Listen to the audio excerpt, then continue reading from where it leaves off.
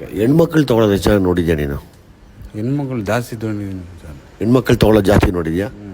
ಎಲ್ಲಿ ಸಿಗ್ತಾರೆ ಅವರು ಹೆಣ್ಮಕ್ಳು ತೊಗೊಳೋರು? ಅವರು ಬಂದು ಇಸ್ಕೊಂಡು ಹೋಗ್ತಾರೆ. ಫೋನ್ ಮಾಡಿ ಅವ್ನ ಪೆಡ್ಲರ್ ಅವನ್ನ ಕರೆದು ಅವನ ಹತ್ರ ಇಸ್ಕೊಂಡು ಹೋಗ್ತಾರೆ. ಅವನ ಜೊತೆಲೇ ಹೋಗ್ಬಿಡ್ತಾರೆ. ಏನಕ್ಕೆ ಹೋಗ್ತಾರೆ ಅವನ ಜೊತೆಲಿ? ಗೊತ್ತಿಲ್ಲ, ಅವ್ನು ಏನೋ ಕೊಡ್ತಾನಂತ ಜೊತೆಲೇ ಹೋಗ್ಬಿಡ್ತಾರೆ. ಹೆಣ್ಮಕ್ಳನ್ನು? ಮಂಜೆ ತಗೊಲಿವಣ್ಣ ಸ್ಕೋರ್ ಅವನ ಮಂಜೆ ಅಂತ ಹೇಳಿದ್ರೆ ನೀವು ಎಲ್ಲಿದೆ ಅಂತ ಕೇಳ್ತಾನೆ. ಅವನೇ ಬಂದು ಮನೆ ಹತ್ರನೇ ಬಂದು ಕೊಟ್ಬಿಟ್ಟು ಹೋಗ್ತಾನೆ. ಎಷ್ಟು ಜನ ಹುಡುಗಿರು ನೋಡಿದ್ಯಾ ತೊಗೊಳೋದು ನೀನು? 10-20 ಜನ ಹುಡುಗಿ ನೋಡಿದ್ದೀನಿ. ಆ ಹುಡುಗಿರು ಗೊತ್ತಿದ್ರೆ ಕೊಡ್ತಾನೆ, ಇಲ್ಲಾಂದ್ರೆ ಹೊಸಬರು ಹಂಗೆ ಕರ್ಕೊಂಡು ಹೋಗ್ತಾನೆ. ಒಂದೊಂದು ಸತಿ ಇಲ್ಲಾಂದರೆ ಬಿಟ್ಬಿಟ್ಟು ಹೋಗ್ಬಿಡ್ತಾನೆ. ಓಕೆ. ಕರ್ಕೊಂಡೋಗಿ ಏನು ಮಾಡ್ಬೋದು ನಿನ್ನ ಪ್ರಕಾರ?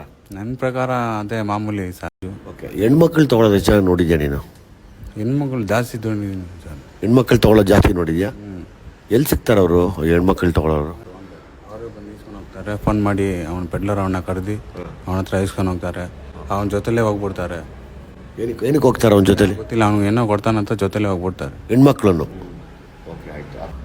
ಮಂಜೆ ತಗೊಲಿವಣ್ಣ ಸ್ಕೋರ್ ಅವನ ಮಂಜೆ ಅಂತ ಹೇಳಿದ್ರೆ ನೀವು ಎಲ್ಲಿದೆ ಅಂತ ಕೇಳ್ತಾನೆ. ಅವನೇ ಬಂದು ಮನೆ ಹತ್ರನೇ ಬಂದು ಕೊಟ್ಬಿಟ್ಟು ಹೋಗ್ತಾನೆ. ಎಷ್ಟು ಜನ ಹುಡುಗಿರು ನೋಡಿದ್ಯಾ ತೊಗೊಳೋದು ನೀನು? 10-20 ಜನ ಹುಡುಗಿ ನೋಡಿದ್ದೀನಿ.